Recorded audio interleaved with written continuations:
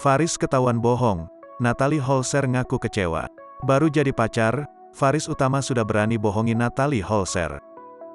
Kebohongan Faris Utama itu bahkan dibongkar langsung oleh Natalie Holzer.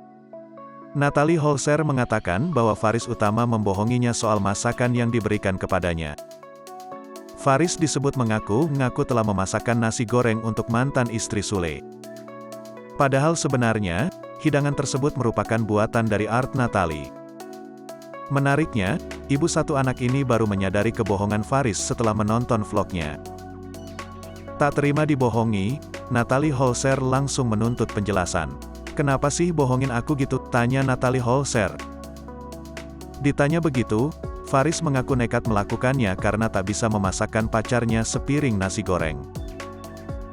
Namun tawaran tersebut justru langsung ditolak mentah-mentah Natalie Holzer. Melihat reaksi Ibunda Atzam, Faris berusaha meyakinkan sang pacar. Tetapi Natalie ternyata tetap pada pendiriannya. Bahkan dirinya juga terus menanyakan alasan Faris berbohong. Namun Faris kembali mengulangi alasannya.